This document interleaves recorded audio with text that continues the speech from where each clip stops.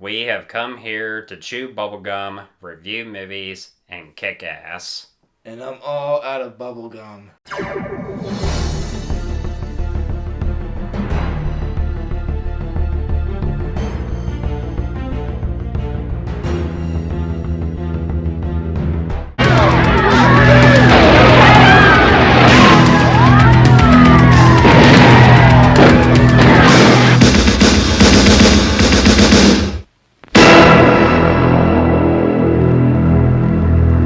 Yours truly, Brevin Thompson, is back in here with my good friend Paul to talk about John Carpenter's They Live. Now, when it comes to They Live, I remember watching this for the first time like a few months ago. I mean, I heard like a lot about it, and after watching it for the first time, I was like really impressed by how it still holds up. And some people would say that this is like a major like red pill type movie because some sci-fi movies tend to do that. In the case of The Matrix, I really wanted to talk about this with you, other than the fact that you're my friend, but we're also fans of John Carpenter movies. It's a lot to love. There's awesome story, an awesome plot, tons of great actors to love, like Keith David and Yeah, and Roddy Piper. I mean, because he's a scene stealer, especially with the one-liners that he gets. I mean, especially in the bank scene where he says, "I've come here to chew bubblegum and kick ass, and I'm all out of bubblegum," which everybody loves and is on this shirt. I'll be honest with you. Before I even saw this movie, I only heard that line from Duke Nukem, which is the only thing I thought where it came from. But after seeing this.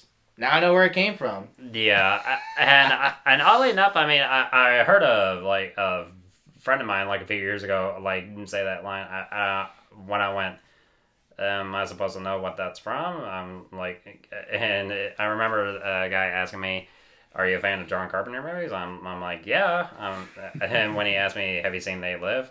I'm like, "I don't think I have." And he was like, "Man, you should watch it if you love movies." I'm like, "Okay." So I took that guy's advice, and I've really grown to respect They Live because of that.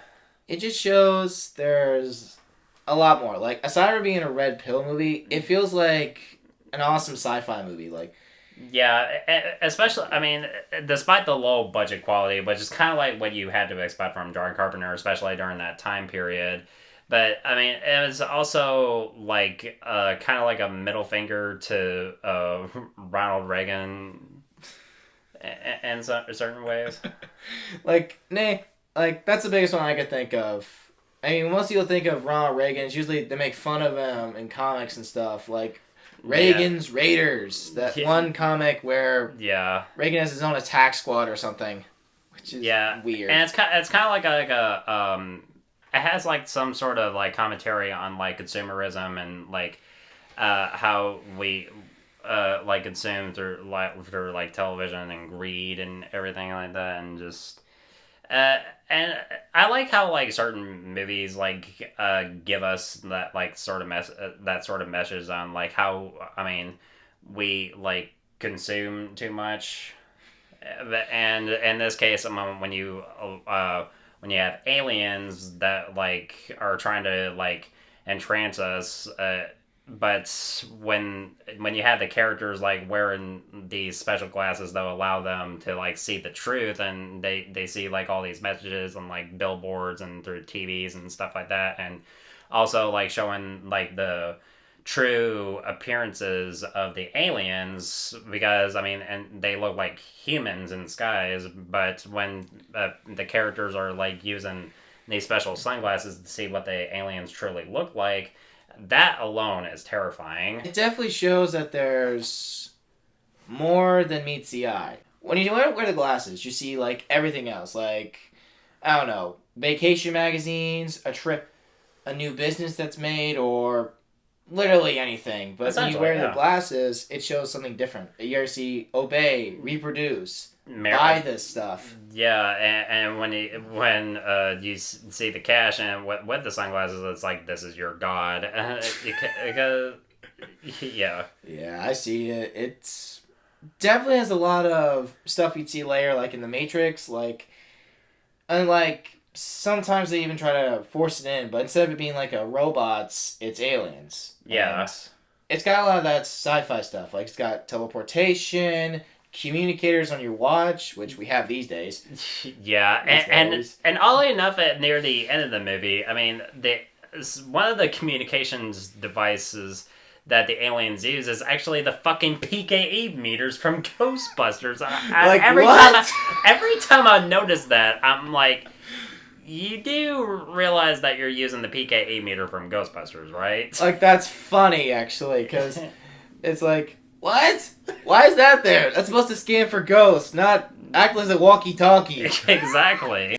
When it comes to Roddy Piper and Keith David in this film, you do become invested in their characters, especially when it comes to Roddy Piper, and when he first gets a pair of the sunglasses and he first discovers the truth of everything of the aliens invading, and he has no idea what the fuck is going on. At first, before he finds out the sunglasses and the aliens and everything, I mean, we see this guy on the TV trying to give people a warning about the aliens invading and how they're brainwashing us through the signal or whatever they're using.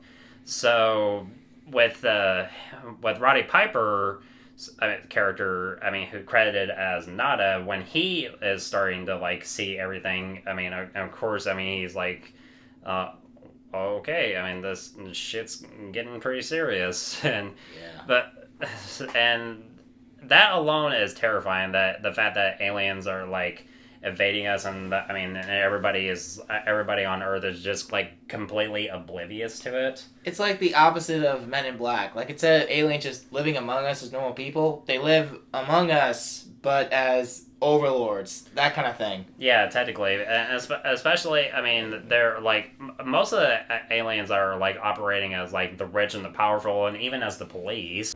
But with Roddy Piper, I mean, having a background in wrestling and jumping into acting, for the most part, in the case of most actors, that doesn't tend to last very long. And I haven't seen much of Roddy Piper as an actor, so this was a big breakthrough for him as an actor. And for the most part, I'd say that he definitely pulled it off. It definitely shows. He's more like an action star. Like how Dwayne "The Rock" Johnson and John Cena are doing movie roles. Yeah, because you see Dwayne Johnson and John Cena in pretty much everything nowadays. It's been animated, live action, all that stuff. Roddy Piper, however, I mean, despite the fact that that he says one-liners, I mean, he is taking everything pretty serious, despite the fact that he has one-liners like the epic line, "I've come here to chew bubblegum and kick ass and I'm all out of bubblegum," and that scene in the bank, which is one of the best scenes in the movie. "I have come here to chew bubblegum and kick ass, and I'm all out of bubblegum." Or when he's saying, "Mama don't like tattletales" or shit like that. I love that one. That's a great one. Yeah. There's a lot to love. John Carpenter really knows how to do stuff. He knows how to create an awesome movie, even when it seems like it wouldn't do well. But look at the man's track record. Halloween, The Thing, The Fog, and now this. Take notes, future directors, and you'll learn. And it's always good to see Keith David, because Keith David is fucking awesome. And, the best. And him and Roddy Piper do have a good chemistry. At first, when he notices Roddy Piper is being nosy about this resistance movement against the aliens, he's just it's none of my business and it shouldn't be any of yours. But of course, I mean, after Roddy Piper discovers the truth about the aliens, I mean, because of the shooting in the bank, I mean, of course, Keith David thinks that Roddy Piper is fucking crazy, and there is an excellent fight scene between them. Rarely did I see a stunt double in this scene, but the punches and the kicks, they felt real, and they definitely sold that scene really well, and it's definitely one of the best fight scenes I've seen in a movie, really. Yeah. Everyone loves the fight scene. It's so good. It's so fun. It's like an actual fight between two guys. Yeah, Like, it's not like some martial arts or kung fu type shit, which a lot of people do enjoy, including myself. same here. It is just awesome. Yeah, but and they and South Park parodied this in the episode "Crippled Fight," the fight between Jimmy and Timmy. Oh man, that was just wow. Yeah, but the acting being good in this movie for the most part, especially from Roddy Piper and Keith David. The performance from Meg Foster as Holly, who is, I don't want to say love interest for Roddy Piper's character, but I mean, I mean, there's barely any chemistry between them. They even say that they're romantically involved, but I did not like her performance whatsoever. She comes across as robotic in certain scenes, and especially the way that she delivers her dialogue. And Roddy Piper like holds her at gunpoint, forces her to like take her to her home, and especially like after she knocks him out, throws Roddy Piper out of a window. Even when she makes a phone call to the police, I mean, she delivers her lines so robotically. I just really want to be like, just act, God damn it! Are you a? Let me ask a question. Is she a Terminator? Is she one of the aliens? Is she a Courser from Fallout 4? I mean, who knows? Because even where's the acting? Where's the emotion? Where is the whole I am scared? Or really? Yeah, I Or mean, is it because like, she it doesn't just even bother spoils to the whole show thing? any emotion in her performance. Like, what's going on here? Like, was she just so... Did John Carpenter tell her to be as serious as possible? Don't give any emotion. I don't know. I don't know if that's the direction that John Carpenter gave her, but I mean, I don't know. I just did not. I did not buy an ounce of her performance for a second, and especially like in the third act when, where Roddy Piper and Keith David infiltrate the aliens' base at this news station to destroy their satellites, and but some of the third act is just like all out action in certain areas. Oh my god. It feels like it's almost like Die Hard level 2 with all the hallways and stuff and all just going "Argh!" with the machine gun stuff. Yeah.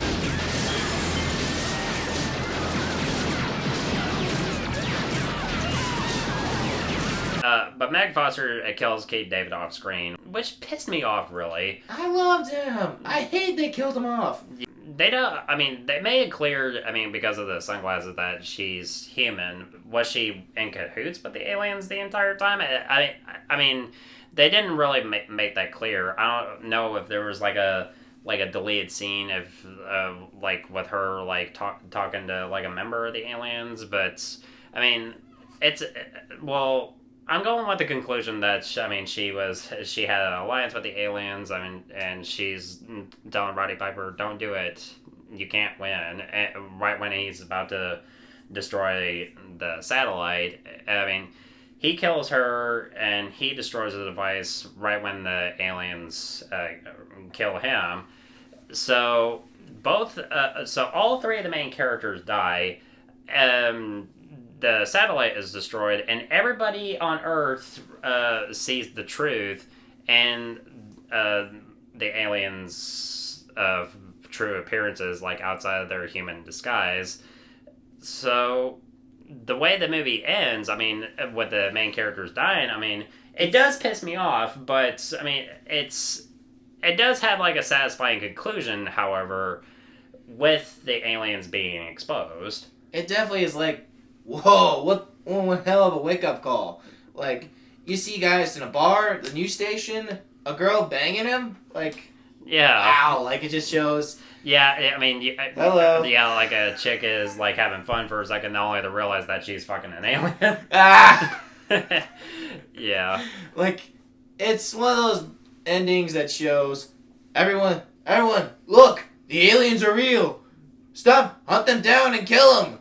Like, ah! So when it comes to They Live, it's definitely a good Carpenter film, but it's far from perfect. I mean, it's not on the same level as like Halloween or The Thing, especially. Mm-hmm. But the performances are great, especially from Roddy Piper and Kate David. The action is awesome, despite the low budget. I mean, I do like the look of the aliens that John unique. Carpenter, yeah, that John Carpenter gives the aliens.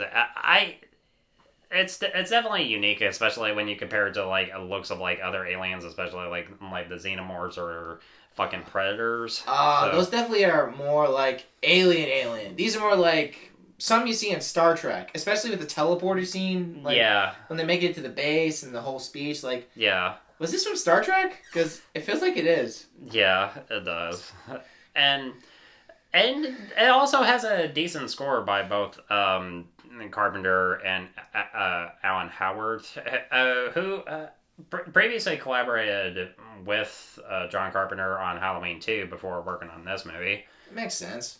Yeah, but outside of like the one like awful performance by Meg Foster, that's pretty much it. And also like there's like a few like inconsistencies with the story that I did have problems with, especially when it came to like Roddy Piper just going out in broad daylight when he's wanted for murder. Like, I wear a mask or get a hoodie and cover your head. Like, at the very least, you're standing out in the open, and everyone knows who you are. Like, you're on the news. Like, okay. He just goes around like everything is okay when everything's clearly not. Despite all that, it is a good John Carpenter film. So I'm gonna give They Live a B+. So what did you think of They Live? Let me know in the comments below, and I want to give a big thank you to Paul for collaborating with me on this. It was definitely it was definitely great to have you back here, man. Same. It is always a delight to do this, man. Thanks, man. Always.